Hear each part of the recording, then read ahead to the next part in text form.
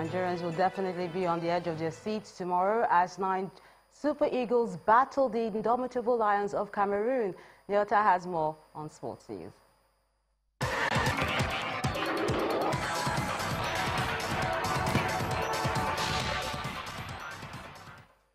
Nigeria and Cameroon will engage in a heavyweight 2018 World Cup qualifying clash at the Godswill Akpabio Stadium in New York tomorrow. Nigeria is sitting pretty at the top of Group B with 6 points, and Cameroon is second with 2 points. The two teams have met just 18 times across all competitions, and the record is in favor of the Super Eagles, who have claimed 10 wins compared to just 3 for the indomitable Lions, while 5 matches have been drawn.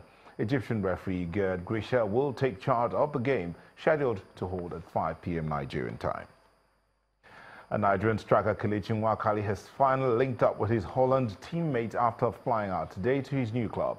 Nwakali, who led the Golden Eaglets to the 2015 FIFA World Cup triumph in Chile, completed a loan move to the Dutch top club from Premier League side Arsenal.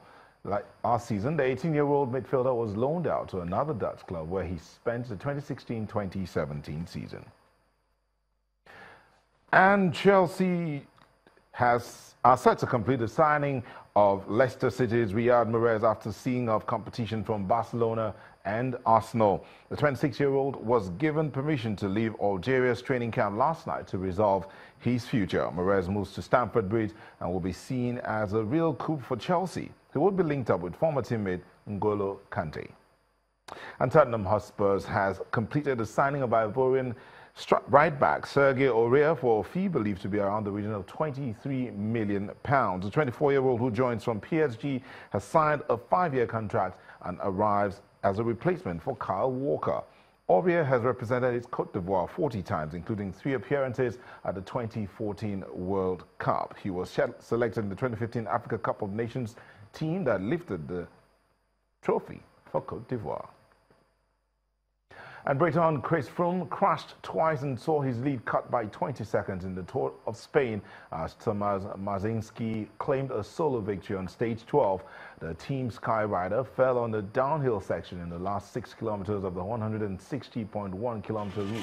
The incident allowed second-place Italian Vincenzo Nibali to make up time on Froome, who leads by 59 seconds. Poland's Marzinski led with 21.5 kilometers to go and won by 52 seconds for his second stage victory in this year's race.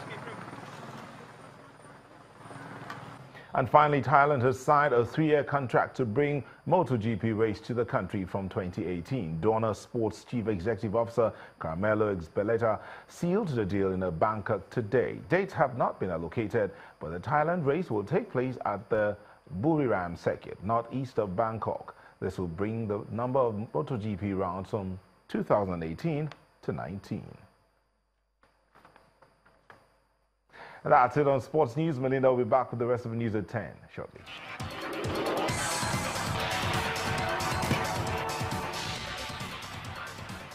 The United States has ordered Russia to close its San Francisco consulate and 2 trade missions in New York and Washington in response to Moscow's reduction of U.S. diplomatic staff. This follows new U.S. sanctions imposed on the country over Crimea and alleged election interference, which led to the expulsion of 35 Russian diplomats. Russian President Vladimir Putin did not initially respond to that move, with Mr. Trump set to assume office, but he later announced a reduction of 755 U.S. diplomatic staff in Russia on July the 31st. The city of Houston has started to count its losses as water has begun to recede and Hurricane Harvey, which is now a tropical depression, moves its worst. Houston is the pillar of the U.S. petroleum industry and home to major refineries, and it has suffered a big blow. Several petroleum plants were shut down, including its largest at Port Arthur and the second largest in nearby Baytown. Analysts fear the lowered crude oil inventories caused by the shutdown could increase domestic oil prices and reduce demand for American crude. A special Pakistani court has acquitted 5 suspected Taliban members of conspiracy to murder former Prime Minister Benazir Bhutto. The judges cited lack of evidence against him, but jailed 2 others who were policemen for negligence in failing to prevent the crime. The former leader was killed in a gun and bomb attack after an election rally in 2007.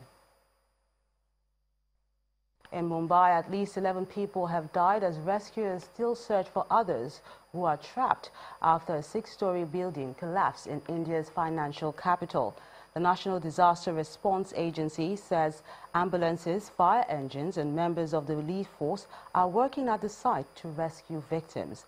The building is in the densely populated area and is believed to be about 100 years old. This is happening just when the city is still recovering from heavy rains and flooding.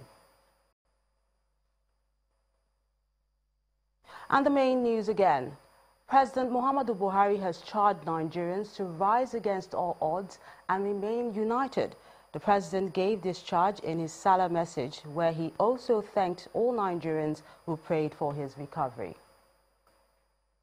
Nigeria and the United Kingdom today discussed ways of improving ties in warfare, corruption and the economy.